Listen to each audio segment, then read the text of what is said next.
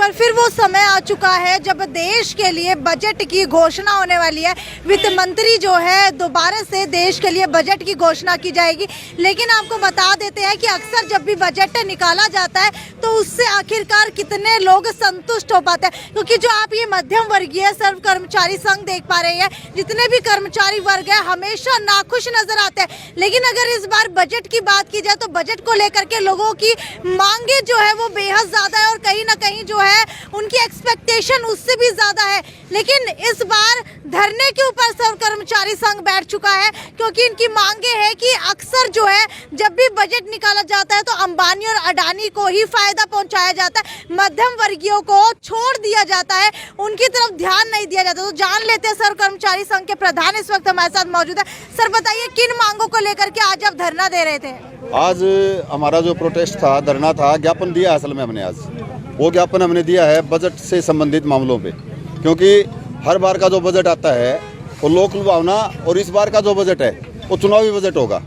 चुनावी बजट के टाइम पे हम चाहते हैं कि गरीब जनता जो है, कमा के खाने वाले लोग हैं, कर्मचारी हैं, जिनको जो लो पेड तबका है उसके ऊपर टैक्सों की भरमार है, और एक तबका ऐसा बना दिया इस देश में जिसके पास अपार संपत्ति होते हुए भी टैक्सों में छूट दी जाती है, उनके लोन माफ़ कर दिए जाते हैं, और अलग अलग प्रकार की छूटें दे के उनको और ज़्यादा पूंजीपति बना के पूरे देश में, दुनिया में बहुत ज़्यादा पैसे वाला लोग बनाना चाहते हैं। और जो गरीब आदमी है, चाहे वो किसान है, चाहे छोटा कर्मचारी है, छोटा दुकानदार है, मीडियम क्लास के लोग हैं, गरीब जनता के लोग हैं, हमारे क्लास 4 के लोग भी, बजट के टाइम पे क्लास 4 के लोगों के भी इनकम टैक्स में कटौतियाँ होती हैं। जो आदमी कमाता बहुत कम पैसे है उसी कटौतियाँ करते हैं, और जो कमाते बहुत ज़्यादा हैं उनको ज़्यादा छूट दी जाती हैं। इसलिए हमने आज का जो प्रोटेस्ट किया है, ज्ञापन भेजा है वित्त मंत्री जी के नाम, और ये कहते हुए कि कर्मचारी जो कमा के खाने वाले लोग हैं उनके ऊपर जो डीए की किस्तें आती हैं, डीए जो घोषित करती है केंद्र सरकार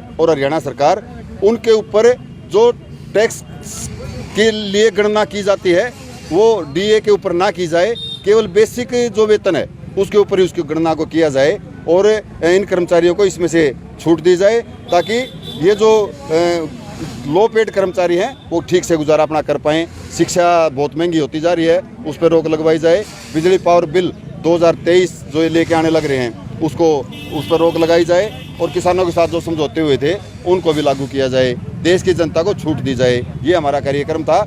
अगर सरकार हमारे ज्ञापन से ना चेती तो आने वाले टाइम में हम पूरे प्रदेश का आह्वान करेंगे, जनता के बीच में जाके जनता को समझाते हुए, जनता के को साथ लेते हुए अपने आंदोलन को और ज़्यादा तेज और मजबूत करेंगे। मेरा नाम सुरेश राठी है, सर्व कर्मचारी संघ हरियाणा का केंद्रीय कमेटी का सदस्य हूँ। एक आम आदमी अगर माचिस भी खरीदता है तो उसके साथ वो टैक्स पे करता है। 2 तरह के टैक्स हैं, एक इनडायरेक्ट टैक्स है, एक डायरेक्ट टैक्स है। जो इनकम से डायरेक्ट काट लिया जाता है उसकी स्लैब 10%, 20%, 30% है, और एक इनकम टैक्स की बजाय जो जीएसटी के रूप में लिया जाता है इनडायरेक्ट टैक्स। मात्र से अगर कोई चाय पत्ती भी खरीदता हूँ तो उसके ऊपर टैक्स है, मेरे को बिना बताए वो सरकार को देना पड़ता है। पेट्रोल अगर आज मैं खरीदता हूँ तो मेरे को 100 रुपये लीटर मिलेगा, 97 रुपये लीटर मैं खरीदूंगा, जिसमें से मैं ये कह सकता हूँ कि 50 रुपये से ज़्यादा का टैक्स है। मेरे को पता भी नहीं लगता कि मैं टैक्स दे रहा हूँ। देश की गरीब जनता बहुत ज़्यादा टैक्स दे रही है, और इस देश के जो पूंजीपति हैं जीएसटी को जो कह के लेके आए थे कि देश में एक समान एक टैक्स लेंगे, वो गरीब आदमी, इस देश का 1% लोग जो इस देश की पूंजीपति के 74% के मालिक हैं, वो केवल जीएसटी में 3% का भुगतान करते हैं, और इस देश के 74% लोग जो गरीब जनता है वो 61% का योगदान उस जीएसटी में करते हैं। सरकार इस तरह से भ्रमित कर रही है, आने वाले टाइम में और ज़्यादा विषमताएं ना बढ़ें, इसलिए हमारा ये प्रोटेस्ट था।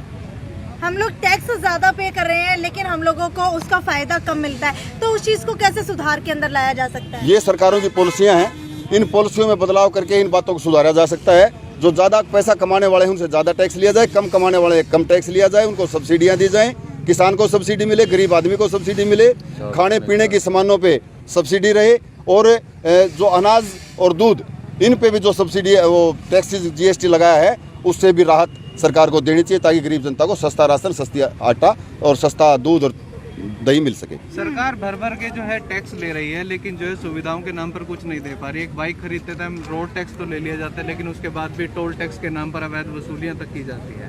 तो फायदा क्यों नहीं दे पा रही सरकार आम आदमी? सरकार जो रोड टैक्स की आप बात कर रहे हैं, टोल टैक्स और रोड टैक्स, सरकार की नैतिक जिम्मेवारी बनती है कि सरकार जो रोड टैक्स लिया है हमारे से एडवांस में, किसी भी गाड़ी पे 15 साल का एडवांस में लेते हैं, तो सरकार की जिम्मेवारी बनती है। और सरकार अपनी जिम्मेवारी से भागते हुए बड़े पूंजीपतियों को रोड ही ठेके पे दे रही है, खुद नहीं बनाना चाहती। आप किसी भी लोकल रोड पे जाके देखें 2-2 फुट गड्ढे बने हुए हैं। दूसरा, सरकार हमारे से टैक्स ले रही है, सार्वजनिक सुविधाएं, शिक्षा बेचने का काम कर रही है। सार्वजनिक हॉस्पिटल पीजीआई हमारे रोहतक है, इसके अलावा क्या हर जिले में पीजीआई नहीं होना चाहिए?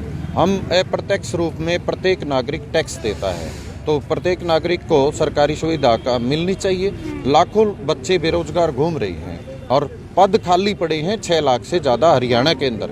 मैं केंद्र की बात नहीं कर रहा हूँ, हरियाणा के अंदर 6 लाख से ज़्यादा पद खाली पड़े हैं। अगर सरकार भरे तो बेरोजगारी मिटाई जा सकती है। और हम ये कहना चाहते हैं, सरकार 12 घंटे का जो शेड्यूल लेके आई है काम करने का, एक कर्मचारी एक मजदूर 12 घंटे काम करेगा, उसको पहले 8 घंटे का था, अब उसको अगर 6 घंटे कर दिया जाए, 2 घंटे कम करके और एक शिफ्ट अतिरिक्त बनाई जा सकती है, 4 शिफ्ट में काम लिया जाए। हम ये कहना नहीं चाहते कि यही वेतन रहे, चाहे वेतन कम हो लेकिन 4 शिफ्ट में काम लें तो बेरोजगारी समस्या पे काबू पाया जा सकता है। और रही टैक्स वाली बात, 2.5 लाख रुपए की रेंज है आम आदमी के लिए टैक्स की, जो ईमानदारी से टैक्स की रिटर्न भरता है। तो 2.5 लाख पिछले 6 साल से 2.5 लाख ही है और आम आदमी को कोई छूट नहीं है, कोई रुपया 2.5 लाख से ऊपर बढ़ाया नहीं गया है।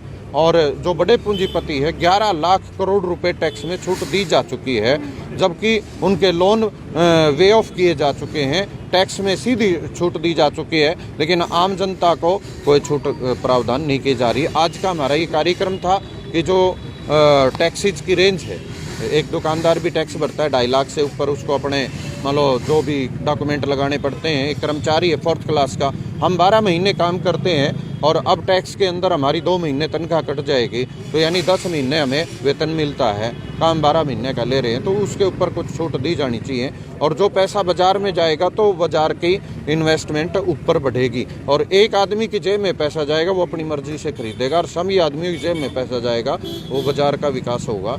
तो हम इस डिमांड को लेकर आज एक पुरानी पेंशन है, राजनेता अपनी पेंशन ले रहे हैं, कर्मचारी आपके माध्यम से मुद्दा उठा हुआ है, कर्मचारी को पेंशन नहीं है, 58 साल तक सर्विस करता है।